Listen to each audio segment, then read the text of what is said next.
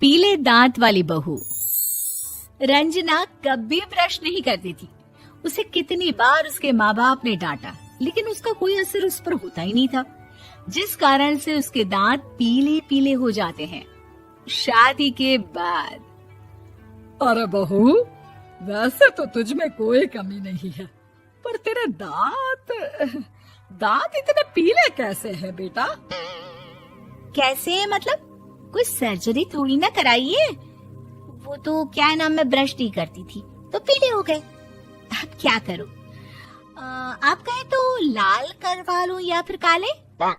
यार ये क्या है, क्यों माँ से लड़ रही हो? लड़ रही हूँ?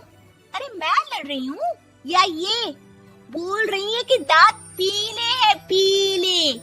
अरे तपस्या थोड़ी ना की है इन्हें पीले करने के लिए। बकायदा ब्रश नहीं किया है 20 साल तक, तब जाकर। छी, कैसी बात कर रही हो? ये उस वक्त तो पीले नहीं थे जब हम लोग तुम्हें देखने आए थे। अरे तब साफ करवा लिया होगा डेंटिस्ट के पास जाकर। अब देखो कैसे पीले पीले लग रहे हैं। रंजना सास की तरफ गुस्से से देखती है। फिर शुरू हो गई पीले पीले पीले। अरे पीले तो तब भी थे जब मेरे हाथ का रसगुल्ला उड़ा उड़ा कर खा रही थी और बोल रही थी, लड़की नहीं गुणों का खजाना दे रहे भाई साहब आप। खैर, अब वो लोग करते भी तो क्या करते, पीले दांत वाली बहू पल्ले पड़ी थी तो झेलना तो था ही। एक दिन कीर्तन में रंजना गाना गा रही थी।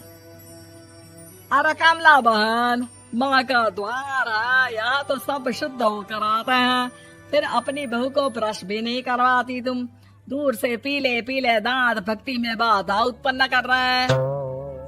अरे कोई 2 साल की बच्ची थोड़ी ना लेकर आई हूँ मैं बहू बनाकर। अच्छी खासी लड़की है, अरे कैसे करवाऊं ब्रश? ये तो उसे खुद करना चाहिए ना। अब माँ बाप तो इसके जैसे तैसे निपटा दिए, ये नहीं सोचा कि सास कैसे संभालेगी।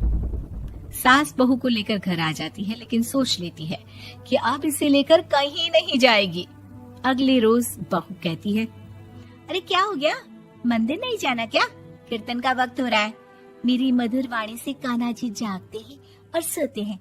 आप तो जानती है ना उनकी भक्ति में कितना मन लगता है मेरा।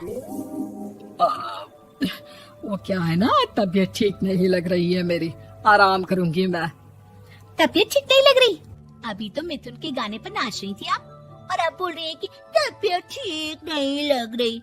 अरे भक्ति में मन लगा लो सासू माँ, ऊपर जाना है, क्या मुंह दिखाओगी आप? हाँ? सास को बहू की बात पर गुस्सा आ जाता है। मैं क्या मुंह दिखाऊंगी, इसकी चिंता तो ना कर, समझी? अपने मुंह की चिंता कर, जो ये पीले पीले दांत लेकर हर जगह पहुंच जाती है। पता है लोग कितना मजाक बनाते हैं। ना जी ना, मैं नहीं जाना कहीं तेरे साथ। तो ये बात है, कोई ना, मत जाओ, मैं अपने कमरे में ही बैठकर भक्ति कर लूंगी। ऊपर वाला दांत थोड़ी ना देखता है, मन देखता है, भावना देखता है। और अरे बस बस, तू सब कुछ दिखा, बस ये सफेद चमकदार दांत ना दिखाना किसी को, है? जा यहाँ से।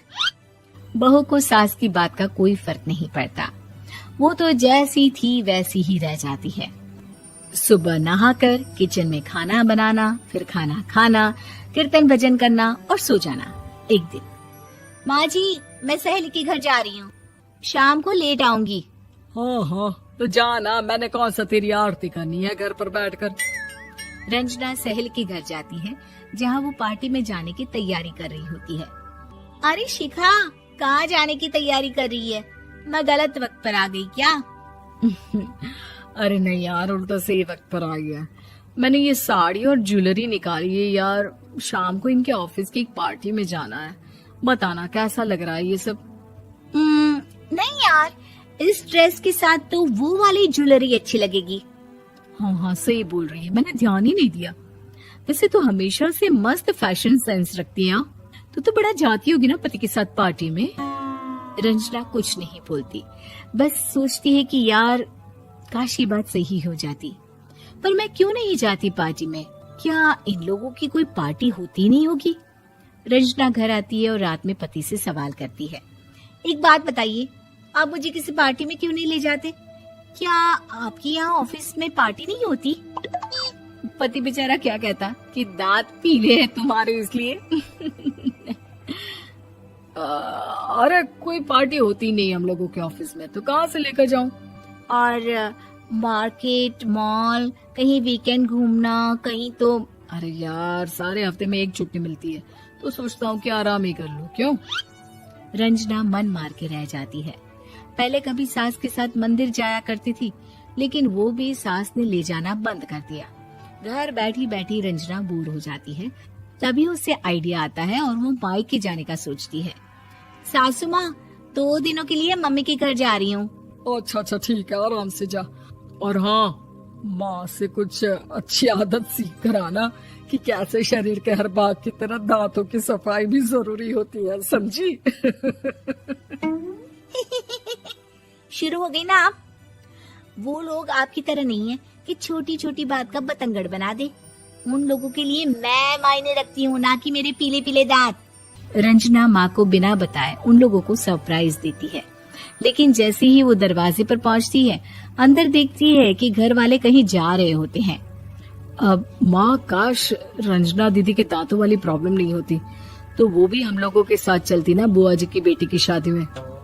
हाँ बेटा, लेकिन अब उसे कौन समझाए कि उसको उसके पीले दांत नहीं दिखते, लेकिन उसके आसपास के लोगों को कितना एम्बैरेसिंग फील कराते हैं।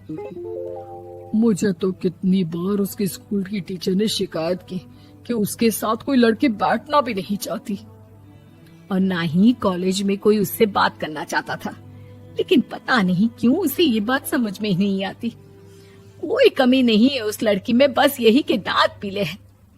वो तो भला हो जीजा जी और उनकी माँ का, जो दीदी को जैसी है वैसे ही रखा हुआ है।